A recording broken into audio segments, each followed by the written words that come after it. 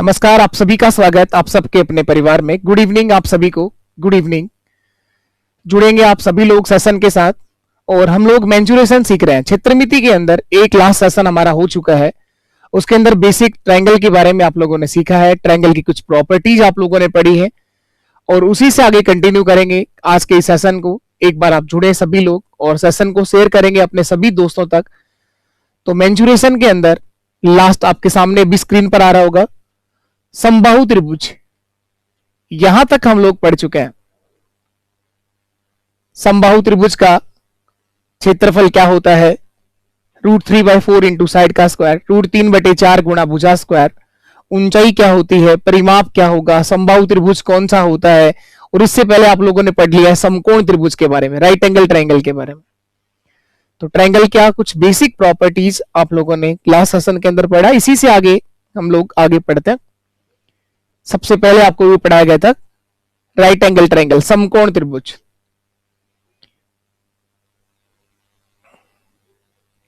इसके बाद आपको लिखना है विषमबाहु त्रिभुज, स्केलेन ट्रायंगल।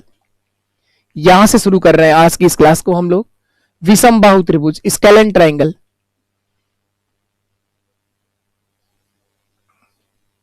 विषमबाहु त्रिभुज,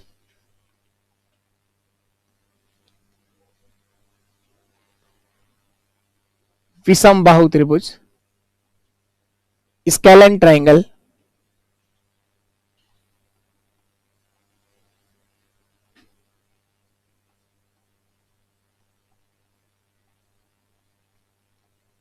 विषमबाहु त्रिभुज। विषमबाहु त्रिभुज का मतलब है एक त्रिभुज जिसकी तीनों ही भुजाएं अलग अलग होती हैं, तीनों ही भुजाएं असमान होती हैं, विषम होती हैं, उसे आप कहते हैं विषमबाहु त्रिभुज। जिस त्रिभुज की तीनों ही भुजाएं असमान हो, उस त्रिभुज के तीनों एंगल भी अलग होते हैं, तीनों कोण भी असमान होते हैं। इस त्रिभुज की तीनों भुजाएं और तीनों कोण असमान होते हैं। ये त्रिभुज होगा आपका विषमबाहु त्रिभुज। तीनों भुजाएं और तीनों ही कोण इसके असमान होते हैं। ये त्रिभुज होगा आपका विषमबाहु त्रिभुज।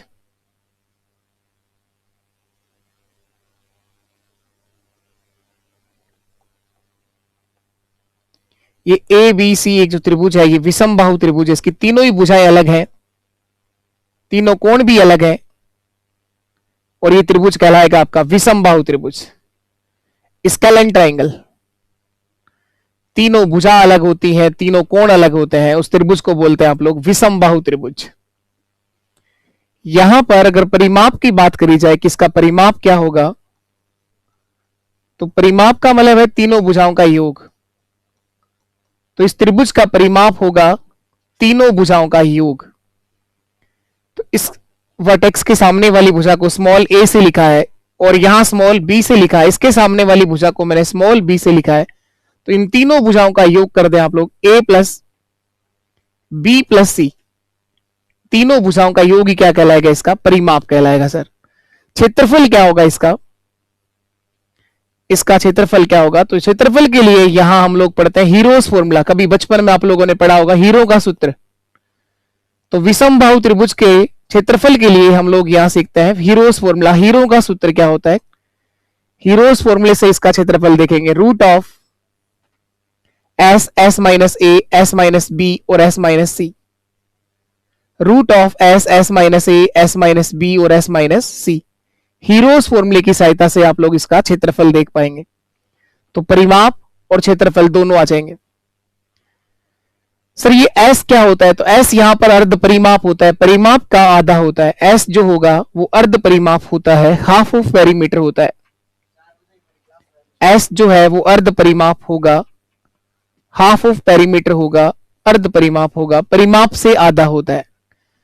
तो सर एस का मान कैसे निकालेंगे, एस जो है तीनों भुजाओं के योग का आधा कर दो, पेरीमीटर का हाफ कर दो, वही आपका एस होता है। तो एस इक्वल टू होगा a plus B plus C by 2। तीनों भुजाओं के योग का आप कर दो, आधा कर दो। तो परिमाप, क्षेत्रफल और अर्ध परिमाप। तो यहां पर जो एस होगा सर वो होता है अर्ध परिमाप, हाफ ऑफ पेरीमीटर। तो ये कुछ बेसिक फॉर्मूले आप लोगों को विषमबाहु त्रिभुज के लिए यहां ध्यान रखना है। स्केलेन ट्रायंगल, इससे पहले आप पढ़ चुके हैं समबाहु त्रिभुज, समकोण त्रिभुज, और एक और बच जाता है इसके बाद नंबर 4 जो आपको ध्यान रखना है वह समद्विबाहु त्रिभुज। नंबर 4 जो आपको ध्यान रखना है वो है आपका समद्विबाहु त्रिभुज, आइसोसेलेस ट्रायंगल, समद्विबाहु त्रिभुज, समद्विबाहु त्रिभुज, स्केलेन ट्रायंगल नहीं, आइसोसेलेस ट्रायंगल, सॉरी, समद्विबाहु त्रिभुज। आज के सेशन के अंदर हम लोग त्रिभुज के क्वेश्चंस और त्रिभुज का बेसिक थ्योरेटिकल पार्ट पूरा खत्म कर लेंगे।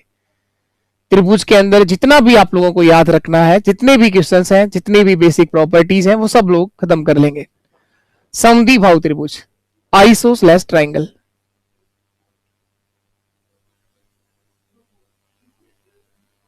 आइसोसेलेस ट्रायंगल, समद्विबाहु त्रिभुज, एक ऐसा त्रिभुज जिसकी कोई भी दो भुजाएं समान होती हैं उसे आप कहते हैं समद्विबाहु त्रिभुज। तो इसके बारे में थोड़ी देर बाद हम लोग सीखते हैं। इसके पहले बेसिक क्वेश्चंस करते हैं पहले जो आप ली तक, क्योंकि इसका डायरेक्ट ऐसा अलग से कोई फॉर्मूला याद नहीं करना, अलग से इसका कोई फॉर्मूला आपको याद नहीं करना, बनाना सीखेंगे हम लोग।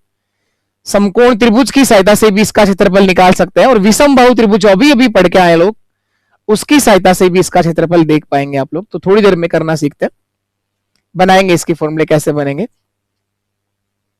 देखिएगा अभी जो आप लोगों ने पढ़ा है विषम बाहु त्रिभुज, इसकी बात कर लेते हैं हम लोग। विषम बाहु त्रिभुज, विषम बाहु त्रिभुज,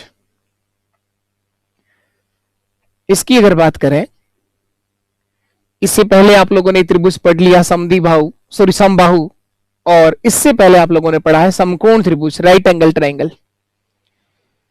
तो क्षेत्रफल के लिए 3 त्रिभुज तो ये, चौथा हमने अभी सीखना है, थोड़ी देर बाद हम लोग आते हैं इसके ऊपर। उससे पहले आप कुछ एक पॉइंट और लिख दो ट्रायंगल के ऊपर, कुछ एक बेसिक बातें और लिख लीजिएगा। किसी त्रिभुज के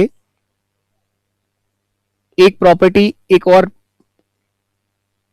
पॉइंट आप लोग ट्रायंगल के अंदर ध्यान रखेंगे। किसी भी त्रिभुज की बात कर लो, ये कोई त्रिभुज है,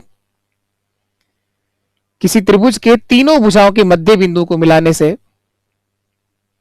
किसी त्रिभुज के तीनों भुजाओं के मध्य बिंदु को मिलाने से, ये तीनों भुजाओं के मिड पॉइंट को मिलाने से बने त्रिभुज का जो क्षेत्रफल होता है वो मूल त्रिभुज के क्षेत्रफल का 1/4 होगा। ये आपने तीनों भुजाओं के मिड पॉइंट को मिलाया है। ये कोई त्रिभुज था ए बी सी, ए बी सी, तो त्रिभुज डी ई एफ एक और बनाया जो आप लोगों ने इस त्रिभुज की तीनों भुजाओं के मध्य बिंदु को मिलाने से बनाया है।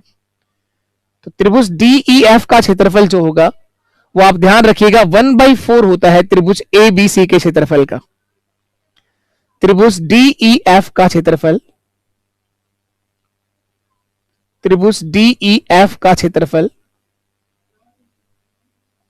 त्रिभुज डी ई एफ का क्षेत्रफल 1/4 होगा त्रिभुज ए बी सी का क्षेत्रफल, त्रिभुज ए बी सी का क्षेत्रफल।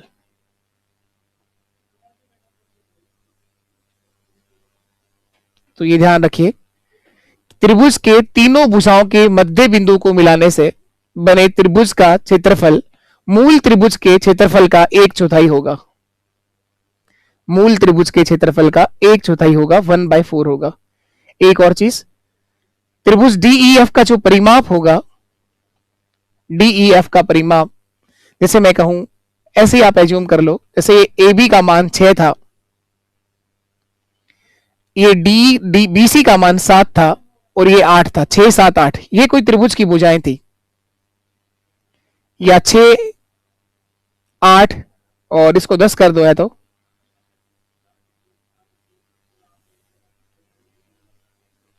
या 12 कर दो, इसको 6 8 और ये 12 है, क्या ये त्रिभुज बनेगा? पहली बात तो ये बताओ, कोई भी दो भुजाओं का योग 6 + 8 14, योग हमेशा तीसरी भुजा से बड़ा होना चाहिए। 12 से बड़ा है, 12 और 8 20, 6 से बड़ा है, 12 और 6 18, 8 से बड़ा है, तो ये त्रिभुज तो बनेगा। कोई त्रिभुज था जिसकी भुजाएं 6 8 और 12 थी, इस त्रिभुज की तीनों भुजाओं के मध्य बिंदु को मिला दिया तो ये जो भुजा होगी ना डीई, ये इस 12 का क्या होगा, हाफ होगी, 6 होगी। इस तरह से ये 6 है तो ये 3 होगा, ये 8 था तो ये 4 होगा। इसका परिमाप 6 4 10 और 3 13 आएगा। पहले परिमाप 26 था तो इसका परिमाप भी आधा हो जाता है। किसी त्रिभुज की तीनों भुजाओं के मध्य बिंदु को मिलाने से बने त्रिभुज का क्षेत्रफल मूल त्रिभुज के क्षेत्रफल का 1/4 होता है, लेकिन परिमाप मूल त्रिभुज के क्षेत्रफल परिमाप का आधा होता है। त्रिभुज डीईएफ का परिमाप जो होगा यहां पर, डीईएफ का परिमाप वो मूल त्रिभुज के परिमाप का क्या होगा, वो हाफ होगा, आधा होगा। मूल त्रिभुज के परिमाप का आधा होगा।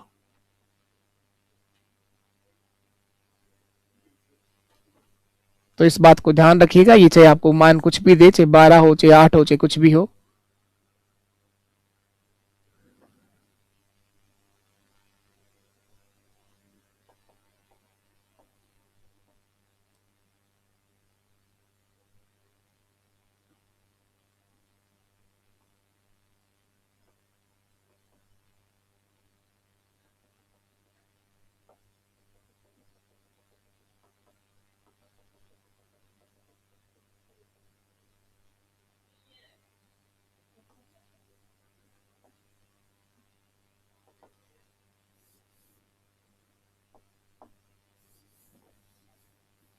देखो क्या लिखा है, एक बार वापस लिख देता हूं मैं।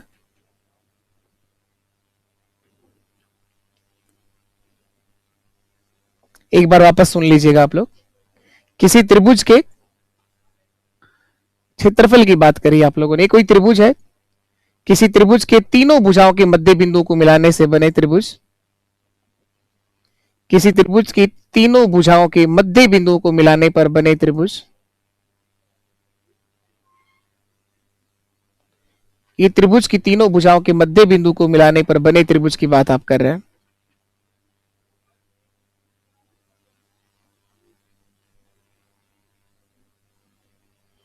ये त्रिभुज ए बी सी था और इसका नाम देते हैं डीईएफ। डीईएफ, ये इसको लिख दो डी ई और एफ। त्रिभुज के तीनों भुजाओं के मध्य बिंदु को मिलाने पर बने त्रिभुज का क्षेत्रफल मूल त्रिभुज के क्षेत्रफल का 1/4 होता है, बस इतना लिखा है। तो त्रिभुज डीईएफ का जो क्षेत्रफल होगा, डीईएफ का क्षेत्रफल जो होगा वो 1/4 होगा त्रिभुज ए बी सी का क्षेत्रफल। और परिमाप की बात करें तो त्रिभुज डीईएफ का परिमाप जो है वो मूल त्रिभुज के परिमाप का क्या होगा, हाफ होगा।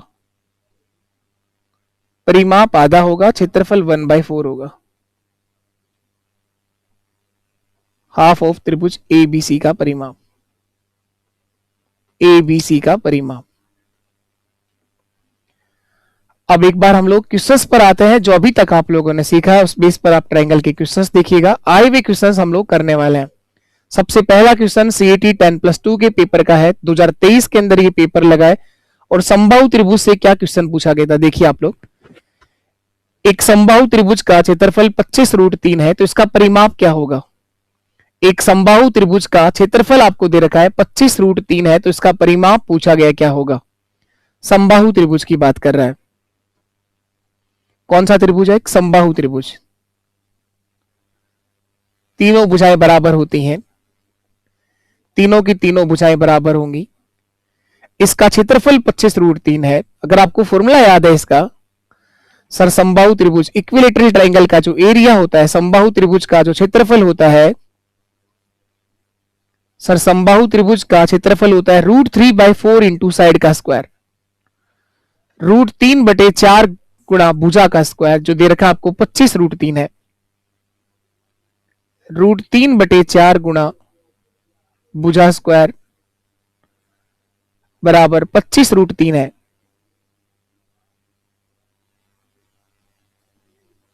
तो √3 से √3 कट जाएगा, ये 4 आगे जाके गुणा होगा, 25 गुणा 4 100 हो जाएगा। और जब यहां से हम स्क्वायर हटाएंगे तो इसकी भुजा 10 आ जाएगी सर। 100 का जो स्क्वायर रूट होता है सर वो 10 आ जाएगा, तो इस समबाहु त्रिभुज की भुजा जो है वो 10 सेंटीमीटर आ जाएगी सर। भुजा 10 सेंटीमीटर होगी तो परिमाप कितना हो जाएगा? परिमाप का मतलब होता है तीनों भुजाओं का योग, 10 10 और 10। सर इस समबाहु त्रिभुज का परिमाप 30 सेंटीमीटर आ जाएगा। यही आपका आंसर है, ऑप्शन ए राइट है। त्रिभुज का परिमाप 3 गुणा भुजा, तीनों भुजाओं का योग 3 मल्टीप्लाई बाय 10, 3 गुणा 10, 30 सेंटीमीटर इसका परिमाप होगा। 30 सेंटीमीटर इसका परिमाप होगा। चलिए नेक्स्ट क्वेश्चन। दो समबाहु त्रिभुज, ये सीईटी ग्रेजुएशन लेवल के पेपर में पूछा गया सवाल था। दो समबाहु त्रिभुज के क्षेत्रफलों का अनुपात 36:25 है। यहां पर दो समबाहु त्रिभुज है, दो समबाहु त्रिभुज के क्षेत्रफल का अनुपात 36:25 है, तो इनके परिमाप का अनुपात क्या होगा? इनके परिमाप का अनुपात आपसे पूछा गया है। ये दो समबाहु त्रिभुज बनाए गए हैं। त्रिभुज ये भी समबाहु त्रिभुज है और समबाहु त्रिभुज का क्षेत्रफल √3/4 इंटू साइड का स्क्वायर, √3/4 गुणा भुजा का स्क्वायर, और परिमाप होता है सर 4 इंटू साइड, 3 गुणा भुजा, परिमाप 3 गुणा भुजा। तो ये दो बेसिक फॉर्मूला यहां पे काम आ रहे हैं।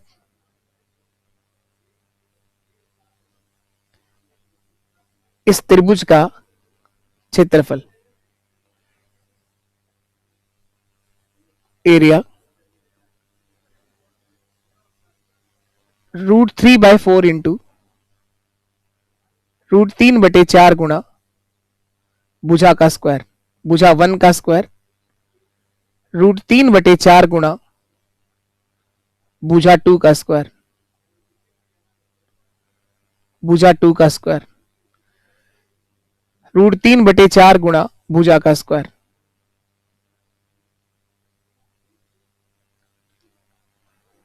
त्रिभुज का क्षेत्रफल,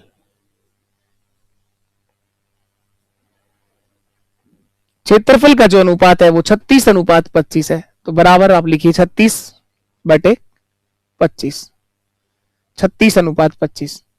√3/4 से √3/4 तो कट जाएगा, जब यहां से स्क्वायर हटाओगे तो इसका स्क्वायर रूट कर देंगे सर हम, तो इस भुजाओं का अनुपात 6:5 आ जाएगा, और जो अनुपात भुजाओं का होगा वही इस त्रिभुज के परिमाप का अनुपात होगा। तो सर परिमाप का अनुपात 6:5 आ जाएगा, ऑप्शन ए हमारा सही आंसर होगा। परिमाप का जो रेशियो होगा वो 6:5 होगा, वही अनुपात होगा इनके परिमाप का जो इनकी भुजाओं का अनुपात बनेगा। भुजा 1 और भुजा 2 का जो रेशियो आएगा, 36 और 25 का स्क्वायर रूट कर देंगे आप। 36 का स्क्वायर रूट होगा 6 और 25 का होगा 5, तो इनके जो परिमाप का अनुपात है,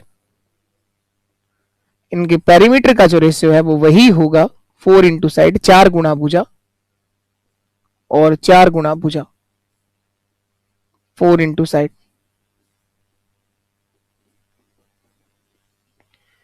तो 4 से 4 तो कट जाना है, जो अनुपात इनकी भुजाओं का है वही अनुपात इनके क्या होगा? परिमाप का अनुपात 6:5, 6:5, 6:5, यही मेरा आंसर है।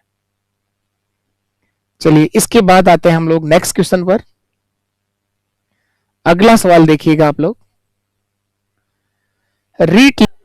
ये देखें आप लोग, ये देखा गया था कि एक समकोण त्रिभुज है, ये राइट एंगल ट्राइंगल है। समकोण को बनाने वाली भुजाएं जो है लंबवत है, जो 15 और 8 सेंटीमीटर के। मैंने कहा ये 15 सेंटीमीटर है तो ये 8 सेंटीमीटर होगा, या ये 15 है तो ये 8 होगा, दोनों में से कोई भी आप कह सकते हो। परिमाप के लिए तीनों भुजाओं का होना जरूरी है, तो इसके अंदर तीसरी वाली भुजा निकालनी पड़ेगी। कल आप लोगों को कुछ पाइथागोरस ट्रिपलेट लिखाए थे, अगर आपको याद है तो आप डायरेक्ट लिख सकते हैं 8, 15, 17 होगा सर। ये 17 सेंटीमीटर होगा, अगर याद है तो आप डायरेक्ट लिख सकते थे। तो परिमाप कितना होगा? परिमाप होता है सर तीनों भुजाओं का योग, परिमाप होता है सर तीनों भुजाओं का योग, 8 + 15 + 17, 15 और 15 30, 2 32 और 8 40 सेंटीमीटर सर इसका परिमाप होगा, 40 सेंटीमीटर, तीनों भुजाओं का योग। ये 17 तो याद ही नहीं है हमें, कहां लिखा था आप लोगों ने? कोई बात नहीं अगर आपको याद नहीं है तो, लेकिन आपको इतना तो पता है कि 90 डिग्री के सामने वाली जो भुजा होती है वो कर्ण कहलाती है। इस वाली भुजा को हाइपोटेनस कहते हैं। तो पाइथागोरस थ्योरम अगर याद है आपको तो उससे निकाल सकते हैं आप लोग। कर्ण का स्क्वायर बराबर होता है आधार का स्क्वायर 8 का स्क्वायर 64 प्लस लंब का स्क्वायर 15 का स्क्वायर 225। जब इसको जोड़ेंगे तो कितना आ जाएगा, ये 5 और 4 9, 6 और 2 8, 289 का जब रूट करोगे तो कितना आ जाएगा, कर्ण का मान 17 सेंटीमीटर आ जाएगा सर। तो कर्ण होगा यहां पर 17 सेंटीमीटर। तो आप इस तरह से निकाल भी सकते हैं। पाइथागोरस थ्योरम का आपने यूज किया है। क्या होती है पाइथागोरस थ्योरम? कर्ण का स्क्वायर बराबर आधार का स्क्वायर प्लस लंब का स्क्वायर, आधार स्क्वायर प्लस लंब स्क्वायर। हाइपोटेनस का स्क्वायर बराबर होता है बेस का स्क्वायर प्लस परपेंडिकुलर का स्क्वायर। तो आप ये ध्यान रखें, कर्ण स्क्वायर बराबर है आधार का स्क्वायर प्लस लंब का स्क्वायर। तो आप इस पाइथागोरस थ्योरम से भी सवाल को कर सकते थे। अगर आप डायरेक्ट याद है तो बहुत अच्छी बात है, नहीं याद है तो भी बुरी बात नहीं है। आपको इतना टाइम जरूर मिलेगा कि आप लोग इस सवाल के आंसर तक पहुंचेंगे। नेक्स्ट क्वेश्चन पर आ जाइए आप लोग। सीईटी के ही पेपर का एक और सवाल। एक समबाहु त्रिभुज की भुजा और ऊंचाई का अनुपात क्या होगा? एक समबाहु त्रिभुज, ये भी आप लोगों ने पढ़ लिया। समबाहु त्रिभुज की भुजा और ऊंचाई का अनुपात क्या होता है? समबाहु त्रिभुज के अंदर ऊंचाई का क्या फॉर्म लिखा था? ऊंचाई का, ऊंचाई बराबर क्या होता है? समबाहु त्रिभुज की हाइट क्या होती है? भुजा बटे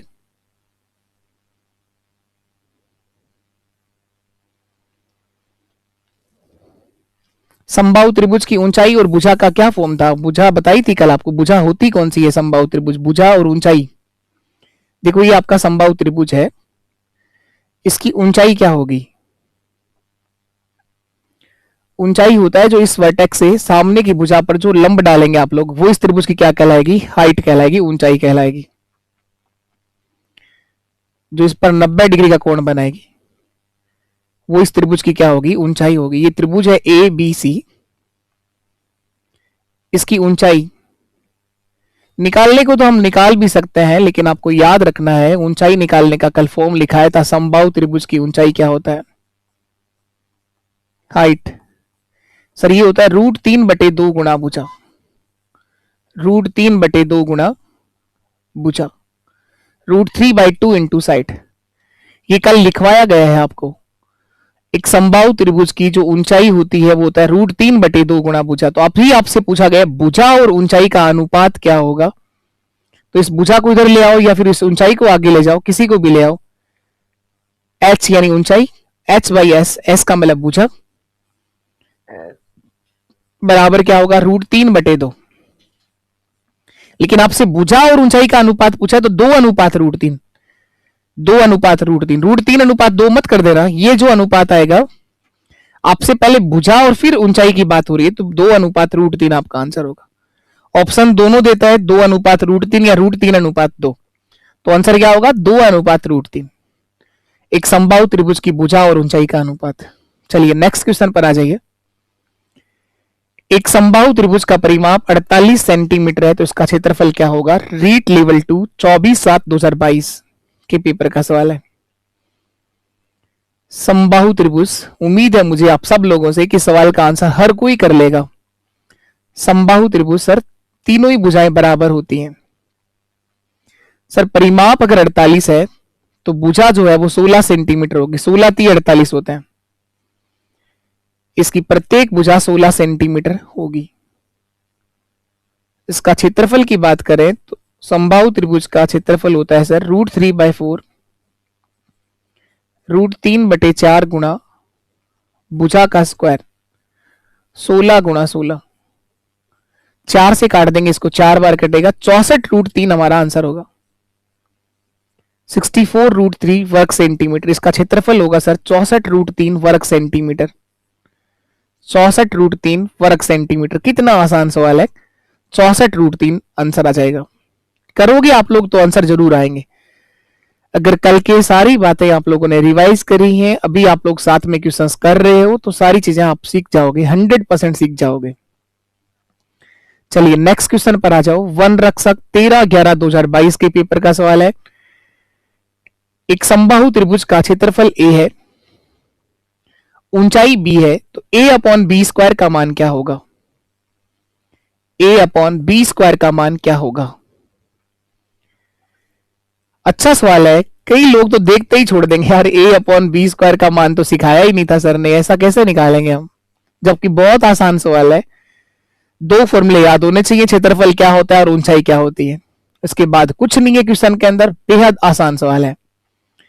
एक समबाहु त्रिभुज का क्षेत्रफल ए है और ऊंचाई बी है, तो आपसे पूछा गया ए अपॉन बी स्क्वायर का मान क्या होगा? तो चलिए निपटा देते हैं सवाल को बड़ी आसानी के साथ। ये रहा सा समबाहु त्रिभुज जिसकी तीनों ही भुजाएं कैसी होती हैं? बराबर होती हैं। ये समबाहु त्रिभुज जिसकी तीनों भुजाएं बराबर, क्षेत्रफल जो है वो ए है। अब बताइए आप लोग, क्षेत्रफल क्या होता है? क्षेत्रफल को इसने ए से लिखा है। क्षेत्रफल होता है सर √3/4, √3/4 गुणा भुजा का स्क्वायर। ये क्षेत्रफल होता है। भुजा का पता नहीं कितना है, चाहो तो आप लोग मान सकते हो 1 2 3 5 15 20, X Y Z A B C D कुछ भी लिख सकते हो। नहीं मानो तो आप भुजा स्क्वायर ही लिख दो, जरूरत ही नहीं है आपको मानने की। ऊंचाई जो है वो बी है, ऊंचाई को बी से लिखा है इसने। तो ऊंचाई क्या होता है? √3/2 गुणा भुजा होती है सर ऊंचाई। √3/2 गुणा भुजा होती है ऊंचाई। इसका स्क्वायर करना है, बी का स्क्वायर। स्क्वायर करो, दोनों तरफ स्क्वायर कर दो, तो बी स्क्वायर का मान क्या आ जाएगा? √3 का स्क्वायर कराओगे तो 3, 2 का स्क्वायर कराओगे तो 4, और भुजा स्क्वायर 3/4 भुजा स्क्वायर, भुजा स्क्वायर, ये बी स्क्वायर का मान आ गया। आपसे पूछा गया ए अपॉन बी स्क्वायर का मान, दोनों मान रख दो, दोनों को भाग दे दो, जो आएगा वो आंसर हो जाएगा। ए की जगह तो ये रखना है √3/4, √3/4, 4 नीचे आ जाएगा, भुजा स्क्वायर ऊपर रहेगा। इसमें जब हम भाग देंगे 3/4 का, तो 3 तो यहां नीचे रहेगा, 4 आपका ऊपर चला जाएगा, और ये भुजा स्क्वायर तो यहीं आएगा। बस इसको भाग किया है और कुछ नहीं किया है।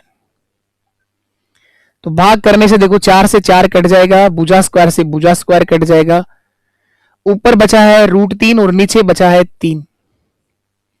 √3 में 3 से भाग करना है, तो इस नीचे वाले 3 को मैं लिख सकता हूं √3 गुणा √3। √3 को √3 से गुणा करने पर 3 ही आता है, तो एक √3 तो इससे कट जाएगा, आंसर आ जाएगा सर 1/√3। आंसर आ जाएगा 1/√3। ऑप्शन बी हमारे सवाल का एक सही आंसर होगा, 1/√3। अच्छा सवाल है समबाहु त्रिभुज का, 1/√3 हमारा एक सही आंसर होगा।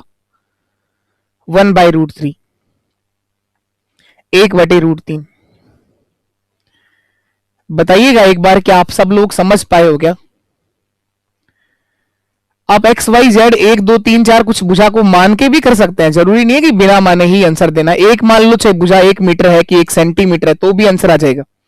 मैंने कुछ माना ही नहीं, भुजा लेकर ही आंसर बता दिया। क्षेत्रफल होता है √3/4 गुणा भुजा का स्क्वायर, ऊंचाई होती है √3/2 गुणा भुजा। इसका स्क्वायर करना था तो स्क्वायर कर दिया। √3 का स्क्वायर होता है 3, 2 का स्क्वायर होता है 4, और यह आ गया भुजा स्क्वायर। आपसे पूछा गया था ए अपॉन बी स्क्वायर का मान क्या होगा, तो दोनों को आपस में भाग करा दिया है। इसके क्षेत्रफल में इस बी स्क्वायर का क्या कर दिया है? भाग कर दिया है। तो सर ये भाग वापस बता दो एक बार। कोई बात नहीं, एक बार फिर से देख लो इस भाग को कैसे किया। ए में बी स्क्वायर का भाग करना है। ए क्या है? ए की जगह बताओ ए क्या है? ए है सर √3/4 गुणा भुजा स्क्वायर।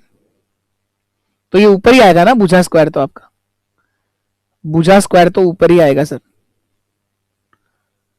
और इसमें जो भाग करना है बी स्क्वायर का, तो ये 3/4, जब भाग करोगे तो 4 कहां चला जाएगा? ये 4 उधर ऊपर चला जाएगा। तो यही मैंने किया है।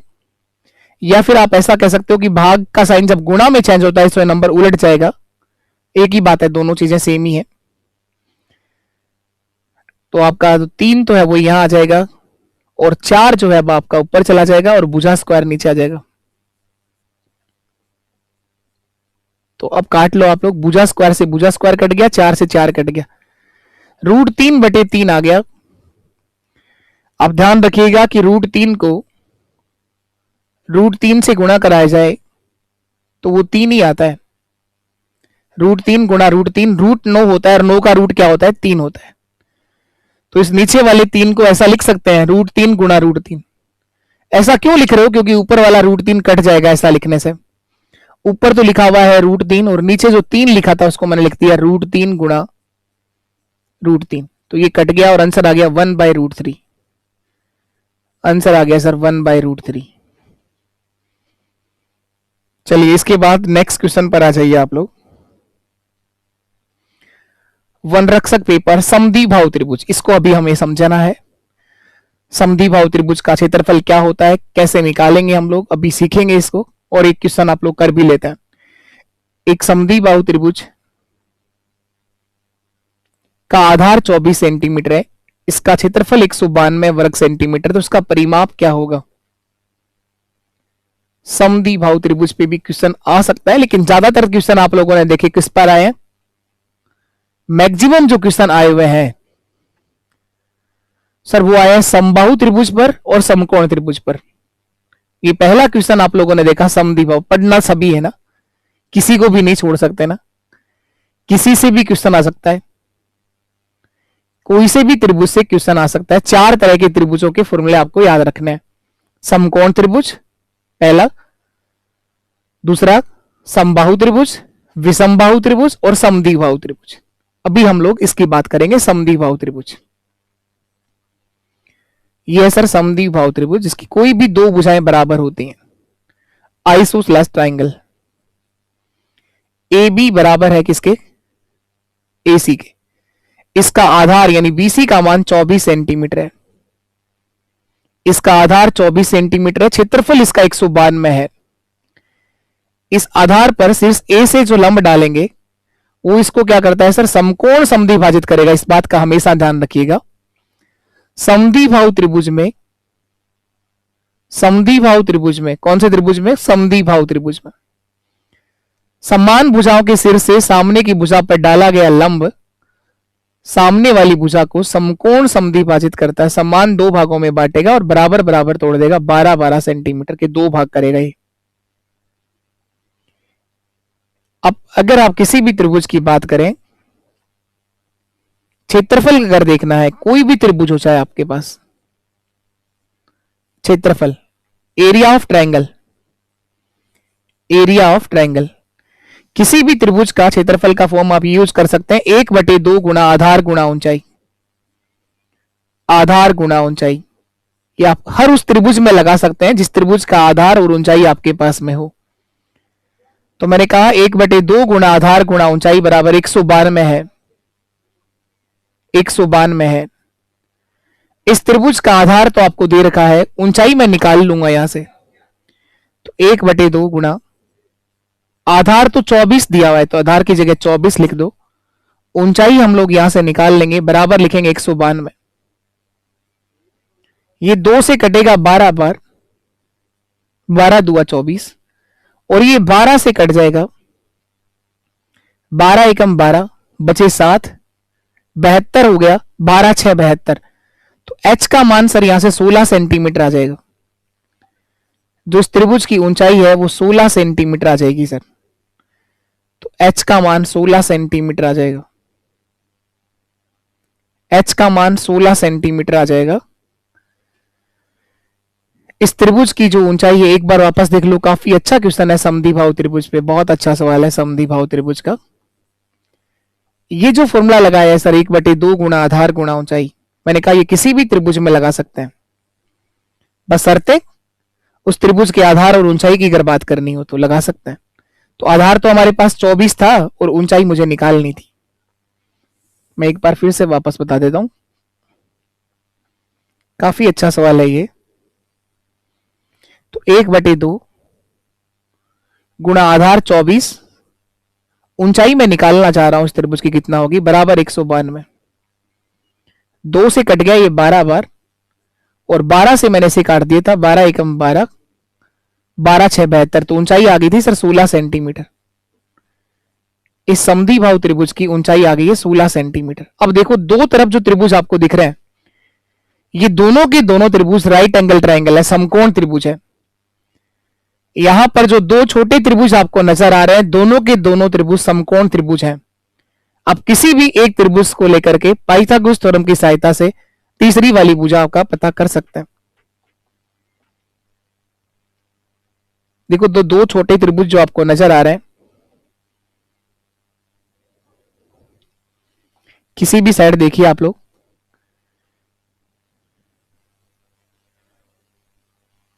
ये भी एक समकोण त्रिभुज है, इस तरफ दिख रहे हैं वो भी एक समकोण त्रिभुज है। 90 डिग्री के सामने वाली भुजा जो है वो कर्ण कहलाती है।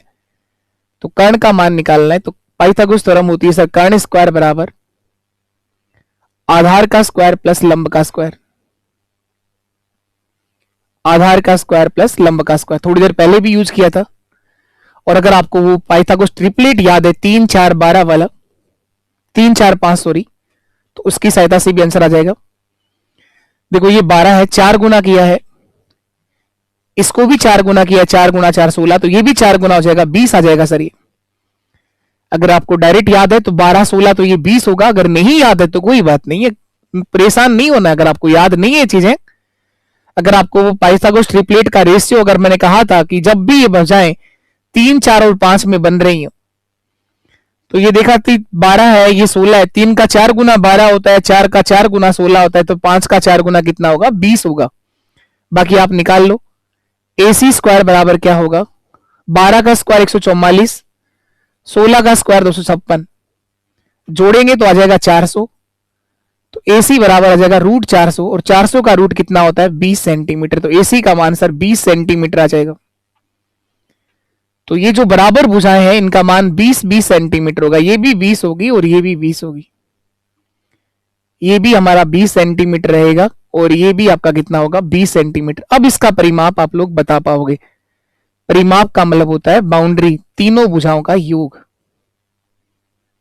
अब इस त्रिभुज का परिमाप हम लोग देख पाएंगे। एक भुजा तो दे रखी थी, आधार 24 था, बाकी की दोनों भुजाएं इसकी बराबर हैं जो 20 सेंटीमीटर होंगी, 20 सेंटीमीटर होंगी। तो इस प्रकार जो परिमाप होगा वो 64 सेंटीमीटर होगा, 64 सेंटीमीटर होगा। ऑप्शन सी हमारे सवाल का सही आंसर होगा। इस समद्विबाहु त्रिभुज का परिमाप 64 सेंटीमीटर होगा। ऑप्शन सी आपके सवाल का सही जवाब। वन रक्षक 2022 के पेपर में सवाल है। तो आज अभी जो क्वेश्चंस आप लोग देख रहे हो त्रिभुज को लेकर, जो भी क्वेश्चंस अभी तक आए हैं वो क्वेश्चंस आप लोगों ने देखे। अब एक बार हम पीछे चलते हैं वापस, समद्विबाहु त्रिभुज को पूरा कर लेते हैं जो बीच में छोड़ दिया था।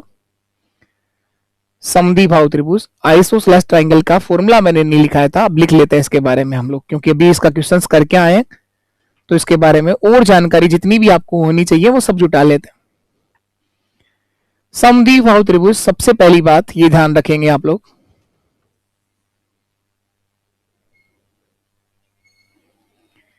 दो भुजाएं बराबर होंगी सर, दो भुजाएं बराबर होंगी, तो ये दोनों साइड जो है वो बराबर है। कोई भी दो भुजाएं बराबर होंगी। बराबर भुजाओं के सिर से सामने की भुजा पर डाला गया लंब इसको समकोण समद्विभाजित करेगा। बराबर भुजाओं के सिर से सामने की भुजा पर डाला गया लंब इसे समकोण समद्विभाजित करेगा। ये ध्यान रखिएगा, बराबर भुजाओं के सिर से सामने की भुजा पर डाला गया लंब समद्विबाहु त्रिभुज में समान भुजाओं के सिर से सामने की भुजा पर डाला गया लंब उसे समकोण पर समद्विभाजित करेगा, 90 डिग्री पर काटेगा और दो बराबर भागों में तोड़ देगा। अगर ये पूरा ए था, ये वाली भुजा ए है और ये जो समान भुजाएं हैं ये बी है। समद्विबाहु त्रिभुज उसे कहते हैं इसकी दो भुजाएं बराबर होती हैं। इन दोनों को मैंने बी से लिख दिया और ये वाली भुजा को मैंने ए से लिख दिया। एक तरीका तो ये है सर, आप लोग इसका क्षेत्रफल तो आप हीरो के फॉर्मूले से भी देख सकते हो, क्योंकि तीनों ही भुजाएं आ गई आपके पास, तो उससे कोई फॉर्मूला आपसे नहीं पूछेगा, वो तो आसान है, सब बता देंगे कि जिस त्रिभुज की तीनों ही भुजाएं आपके पास में है तो हम लोग हीरोज फॉर्मूला भी काम ले सकते हैं, तो उससे नहीं करना है हमें। समकोण त्रिभुज की सहायता से इसका फॉर्म बनाना सीखेंगे हम। अगर ये वाली साइड ए है तो यहां से लेकर यहां तक a/2 होगा, ये a/2 होगा, और इधर भी कितना होगा, a/2 होगा, क्योंकि पूरा a है और इसके दो भाग करोगे बराबर बराबर तो a/2 और a/2 होंगे। अब आप लोग दो छोटे छोटे जो त्रिभुज दिख रहे हैं, दो छोटे त्रिभुज जो आपको दिख रहे हैं, वो दोनों के दोनों कैसे त्रिभुज हैं सर? वो दोनों के दोनों ही क्या है, समकोण त्रिभुज है। दो छोटे त्रिभुज जो आप लोग देख पा रहे हो, एक इधर और एक इस साइड, कोई सा भी एक पकड़ लो आप लोग, ये दोनों ही क्या है, समकोण त्रिभुज है सर। ये दोनों ही समकोण त्रिभुज है। तो इसमें h का मान हम लोग निकालेंगे सर, यहां से h का मान निकाल लेंगे समकोण त्रिभुज की सहायता से। इसका नाम अगर देना चाहो तो ए सी, और इसको नाम दे दो कोई, आप डी लिख दो, यहां पर डी, इस वाले पॉइंट को क्या लिख दिया, डी से लिख दिया, त्रिभुज ए सी डी से। मैं बनाना सिखा रहा हूं, उसके बाद आपको याद रखना है। कोशिश कर रहे हैं कि आपको बनाना ही समझ में आ जाए, उस ताकि ये याद करना थोड़ा आसान रहेगा। बाकी ये कोई नहीं सिखाता, डायरेक्ट रटवाते हैं कि समद्विबाहु त्रिभुज का क्षेत्रफल ये होता है, लेकिन ये बनाना अगर थोड़ा सा सीख लेंगे, 2 मिनट देने आपको। त्रिभुज ए डी सी से, ए डी सी, यहां डी जो है वो 90 डिग्री का एंगल है, तो इसलिए समकोण त्रिभुज बनेगा। और 90 डिग्री के सामने वाली भुजा जो है ये कर्ण है, तो कर्ण का मान तो b है और h का मान मुझे निकालना है। तो लंब स्क्वायर बराबर h स्क्वायर बराबर क्या लिखोगे, h स्क्वायर बराबर लिख पाएंगे सर हम b स्क्वायर माइनस a/2 का होल स्क्वायर। तो थोड़ा सरल करें इसको, h स्क्वायर बराबर हम लिख पाएंगे b square minus a/4, a square by 4, 4 LCM आ जाएगा इसका,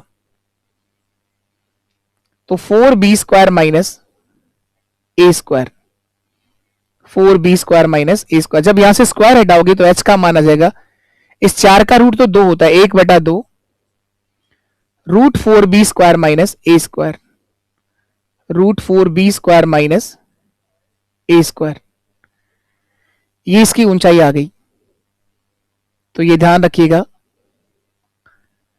समद्विबाहु त्रिभुज की जो ऊंचाई है वो ये रहेगी, ऊंचाई ये रहेगी। अब हम बात करते हैं क्षेत्रफल क्या रहेगा इस त्रिभुज के लिए, क्षेत्रफल क्या होगा। तो क्षेत्रफल आपने सर बताया कि जिस त्रिभुज की आधार और ऊंचाई आपके पास में है, उस त्रिभुज का क्षेत्रफल होगा 1/2 गुणा आधार गुणा ऊंचाई, 1/2 गुणा आधार गुणा ऊंचाई। आधार तो आपके पास में a है और ऊंचाई आपने ये निकाल ली है, तो इसका क्षेत्रफल क्या हो जाएगा, 1/2 गुणा 1/2 हो जाएगा सर 1/4, 1/4।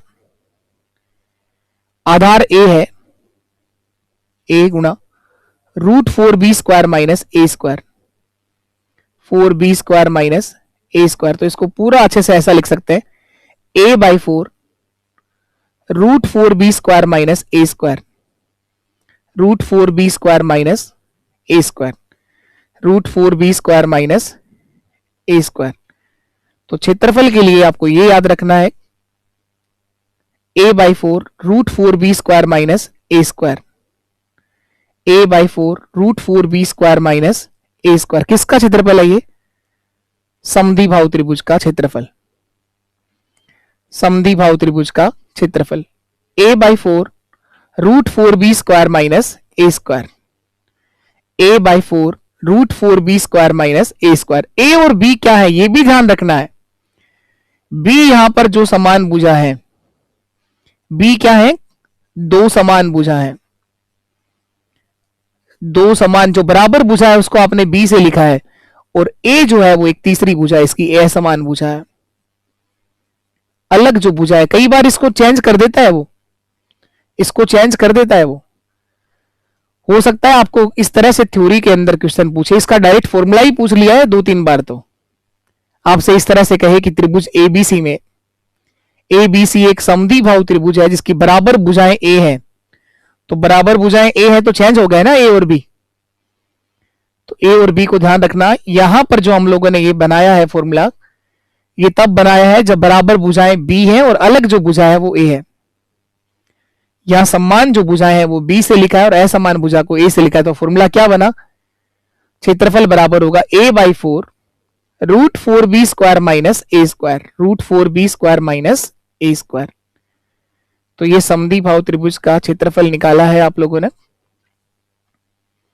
तो त्रिभुज के अंदर ये समद्विबाहु, विषमबाहु के लिए आप हीरोज फॉर्मूला पढ़ रहे हैं, समकोण और समबाहु आप लोगों ने कल पढ़ लिए थे। अब इनके बेस पे क्वेश्चंस और देखते हैं हम लोग। एक जो ये क्वेश्चन बीच में छोड़ दिया था इसको भी बता दो क्या आएगा। एक समबाहु त्रिभुज की ऊंचाई रूट 6 सेंटीमीटर है, एक समबाहु त्रिभुज की ऊंचाई दे रखी है रूट 6 सेंटीमीटर है, तो इसका क्षेत्रफल कितना होगा। एक समबाहु त्रिभुज की ऊंचाई आपको दे रखा है, क्षेत्रफल आपसे पूछा गया कितना होगा। समबाहु त्रिभुज की ऊंचाई, ऊंचाई कितना है, रूट 6 सेंटीमीटर है। सर समबाहु त्रिभुज की ऊंचाई होता है रूट 3/2 गुणा भुजा, रूट 3/2 गुणा भुजा। इसका मान जो दे रखा है वो रूट 6 सेंटीमीटर दे रखा है, रूट 6 सेंटीमीटर दे रखा है। तो यहां से हम भुजा निकाल लेंगे, भुजा कितनी आ जाएगी, रूट 6 तो पहले से आगे है, ये 2 आपका ऊपर चला जाएगा और ये रूट 3 हमारा नीचे आ जाएगा, रूट 3 हमारा नीचे आ जाएगा, रूट 3 जो है वो नीचे आ जाएगा। तो इसको सरल कर लेंगे तो यहां से भुजा का मान आ जाएगा सर, यहां से भुजा का मान आ जाएगा, तो रूट 3 से कट जाएगा ये, रूट वाली संख्याएं आपस में कट जाती है अगर वो किसी टेबल से कट रही हो तो 2 बार कट जाएगा, तो भुजा का मान 2√2 आ जाएगा। इस समबाहु त्रिभुज की जो भुजा है वो 2√2 सेंटीमीटर आ जाएगी। क्षेत्रफल क्या होगा, इस समबाहु त्रिभुज का क्षेत्रफल बताइए क्या होता है। एरिया ऑफ इक्विलेटरल ट्राइंगल, समबाहु त्रिभुज का क्षेत्रफल होता है सर रूट 3/4 रूट 3/4 गुणा भुजा का स्क्वायर, 2√2 गुणा 2√2, तो 2 गुणा 2, 4 से 4 कट गया, रूट 2 को रूट 2 से गुणा कराएंगे तो 2 आएगा, तो आंसर आ जाएगा सर 2√3, 2√3 वर्ग सेंटीमीटर या सेंटीमीटर स्क्वायर, 2√3 वर्ग सेंटीमीटर या सेंटीमीटर स्क्वायर। ऑप्शन बी हमारे सवाल का एक सही आंसर होगा 2√3, 2√3 वर्ग सेंटीमीटर या सेंटीमीटर स्क्वायर, 2√3 एक सही आंसर है 2√3। चलिए ये सब हम लोग कर चुके हैं। चलिए इसके बाद नेक्स्ट क्वेश्चन देखो आप लोग। रीट लेवल 1 2022 के पेपर का सवाल है। ये पूछ रहा है कि एक वर्ग मीटर, वर्ग जो होता है वर्ग मीटर क्षेत्रफल की इकाई होती है कि एक वर्ग मीटर कितने वर्ग मिलीमीटर के बराबर होता है। एक्स वर्ग मिलीमीटर के बराबर होता है, तो एक्स का मान आपसे पूछ रहा है, इस एक्स का मान आपसे पूछा गया कितना होगा। तो कुछ इकाइयां हैं जो आप लोगों को यहां ध्यान रखनी है, मैं लिखवाता हूं, इन इकाई को भी आप लोग ध्यान रखेंगे।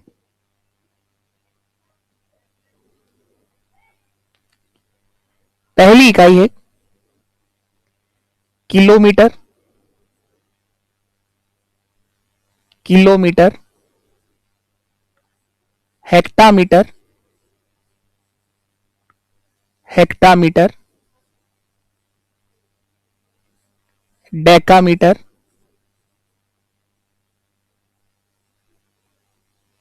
और मीटर।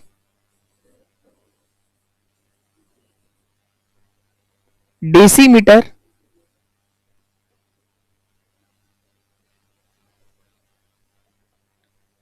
सेंटीमीटर, ध्यान रखना, इनको इस क्रम से ध्यान रखनी है। सेंटीमीटर, आजकल इकाई से भी क्वेश्चन उठा लेता है।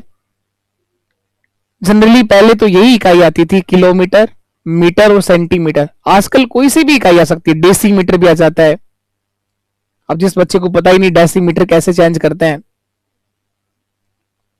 यहां मिलीमीटर भी आया हुआ है, डेसीमीटर भी आ जाता है, हेक्टामीटर भी आ जाता है।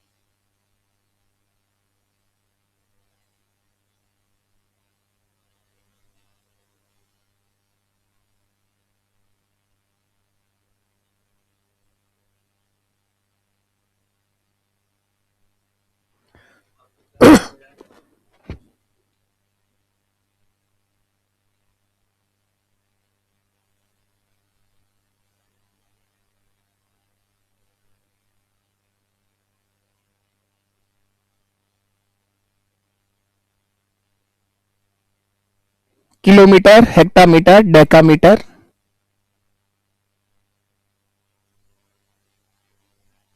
लो, kilometre, hectometre, decametre, metre, decimetre, centimetre और लास्ट एक ध्यान रखना है, मिलीमीटर। तो ये कुछ इकाइयां हैं जो आप लोगों को इसी क्रम में याद रखनी है। अगर आप लोग इस क्रम में इन सातों इकाइयों को याद रख लोगे तो बदलना बहुत आसान है इनको। पहली इकाई लिखा है sir kilometre, hectometre, decametre, metre, decimetre, centimetre, millimetre. पहला क्या है, किलोमीटर। किलोमीटर, फिर क्या है, हेक्टामीटर। हेक्टामीटर, फिर क्या है, डेकामीटर। मीटर लीटर तो ये बदलते रहते हैं, कभी लीटर आ जाता है तो कोई फर्क नहीं पड़ता। किलोमीटर, यहां पर तो खैर मीटर ही आना है। Kilometre, hectometre, decametre, metre, decimetre, decimetre, ये आपका सेंटीमीटर, सेंटीमीटर और ये आपका मिलीमीटर, मिलीमीटर। तो ये सात इकाइयां हैं, kilometre, hectometre, decametre, metre, decimetre, centimetre और मिलीमीटर। अगर आप लोगों ने इसी क्रम से इनको याद कर लिया, सबसे बड़ी इकाई है सर किलोमीटर, फिर hectometre, decametre, metre, decimetre, centimetre, सबसे छोटा है मिलीमीटर। अब मैं सिखाता हूं इनको चेंज कैसे करते हैं। अगर आपको किलोमीटर से हेक्टामीटर बना रहा हूं, आप एक कदम नीचे आएंगे तो 10 से गुणा करते हुए आइए। 1 किलोमीटर में 10 हेक्टामीटर होता है सर। एक कदम नीचे आने के लिए 10 का गुणा कर दो। 2 कदम नीचे आए, जैसे आपको ये देखना हो कि 1 किलोमीटर में कितना डेकामीटर होता है, तो 10 गुणा 10, 2 बार 10 लिख दो, 100 डेकामीटर होते हैं। एक कदम नीचे आने के लिए 10 से गुणा करना है। 2 कदम नीचे आए तो 10 गुणा 10 100 हो जाएगा। 3 कदम नीचे आए तो 10 गुणा 10 गुणा 10 1000 हो जाएगा। अगर आपको यह देखना हो कि 1 किलोमीटर में कितना मीटर होता है, तो यहां 3 बार गुणा हो जाएगा। 3 कदम नीचे आ गए तो 10 गुणा 10 गुणा 10 1000 मीटर होता है सर। 10 गुणा 10 गुणा 10 1000 मीटर होता है सर। 1 किलोमीटर में कितने डेसीमीटर होते हैं, 10,000 होते हैं सर। अब अगर यहां से मीटर से डेसीमीटर बनाना है तो 1 मीटर से 10 डेसीमीटर, 1 कदम नीचे आना है, 10 का गुणा कर दो। ऊपर जाने के लिए भाग देना है। यहां से अगर ऊपर की तरफ जाएंगे आप लोग तो 10 का भाग दे दो, 1/10। नीचे आने के लिए गुणा करना है और ऊपर जाने के लिए भाग देना है। तो इसी तरह से आप लोग इन इकाइयों को कन्वर्ट कर।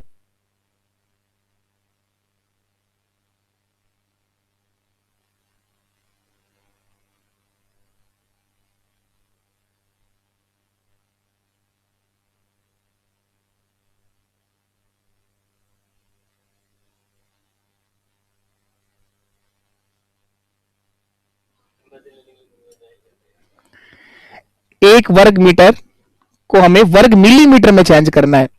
तो ये क्षेत्रफल की इकाई है वर्ग मीटर। अगर केवल मीटर होता है ना, 1 मीटर से मिलीमीटर बनाना होता, देखो आप क्या करते हैं, आप अगर केवल इतना होता कि 1 मीटर को सर मिलीमीटर में चेंज करिए, आप लोग 1 मीटर को मिलीमीटर में बदलना होता, तो देखो कहां पर है मीटर, ये रहा सर मीटर, और मीटर से कितना कदम नीचे आना है, मीटर से कन्वर्ट करना है मिलीमीटर, 3 कदम नीचे आए तो 1000, 10 गुणा 10 गुणा 10, 3 बार गुणा करेंगे सर, 10 गुणा 10 गुणा 10, 1000 मिलीमीटर होता है। 1 मीटर में 1000 मिलीमीटर होता है सर, 1000 मिलीमीटर होता है। 1 मीटर में 1000 मिलीमीटर होता है, 10 गुणा 10 गुणा 10। यहां आंसर 1000 मत टिका देना सर, ऑप्शन में ही नहीं है, गलत नहीं, ये रहा 1000, तो ये आंसर नहीं आया है कहीं, यही आंसर टिका दो, 1000 आ गया सर। ये क्षेत्रफल की इकाई है, मैंने बताया ना क्षेत्रफल जो होता है वो वर्ग में आता है, आयतन जो इसके बाद पढ़ेंगे वो क्यूब में आता है, घन में आता है। तो यहां वर्ग मीटर से वर्ग मिलीमीटर बनाना है तो 2 बार लिखना पड़ेगा ना, वर्ग का मतलब होता है स्क्वायर करना, तो 1000 गुणा 1000 करना पड़ेगा। 1 वर्ग मीटर को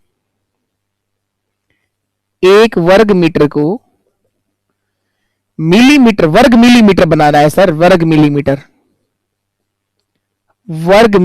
बनाना है, वर्ग मिलीमीटर, तो 1000 गुणा 1000 2 बार आएगा सर, ये 1000 गुणा 1000, तो टोटल कितनी जीरो आएंगी, 6 जीरो आएंगी, यहां पर 3 और 3 6 जीरो आएंगी, 1 2 3 4 5 और 6।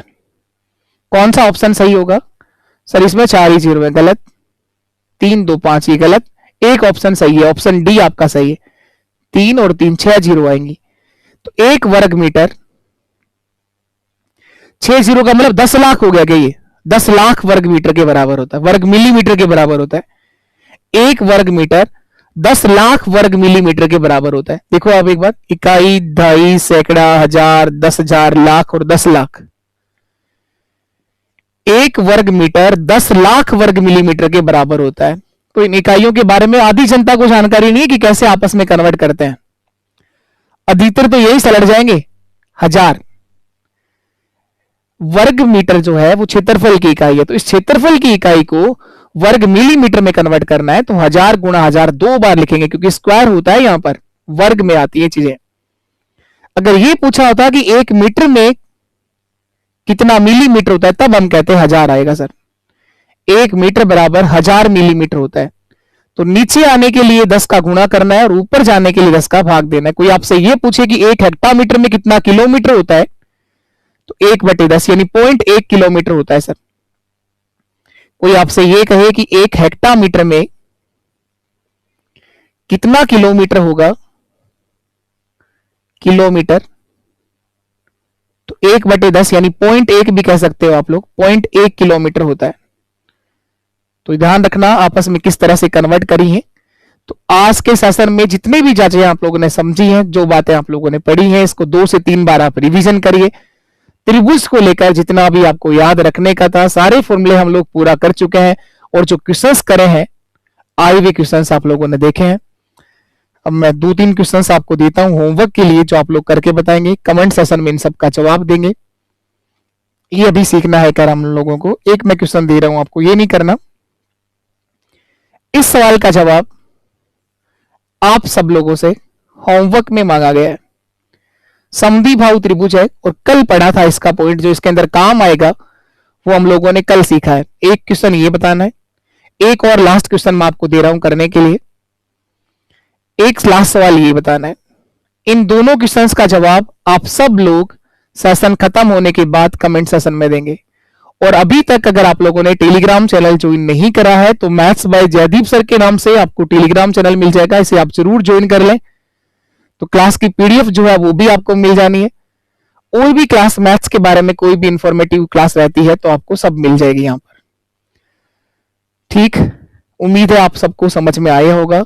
और जो भी की अगर आप लोगों ने कुछ भी सीखा हो सेशन से, तो अपने सभी दोस्तों तक शेयर जरूर करिएगा। हर उस बच्चे तक क्लास पहुंचनी चाहिए जिसका टारगेट, जिसका सपना पटवारी बनने का, ग्राम सेवक बनने का हो, और जो मैथ्स से लेकर परेशान हो। तो 100% गारंटी है मेरी कि अगर आप लोगों ने जो पढ़ा है इसका अगर आपने 4 से 5 बार रिवीजन करा है तो मजा आ जाएगा आपके पेपर में मैथ्स को लेकर। कोई ऐसा सवाल आपको देखने को नहीं मिलेगा जो आप लोगों को नहीं कराया गया हो। चलिए ठीक है, आज के लिए इतना ही। मिलेंगे हम लोग नेक्स्ट सेशन में, तब तक के लिए नमस्कार, टाटा, बाय बाय, जय हिंद, जय भारत।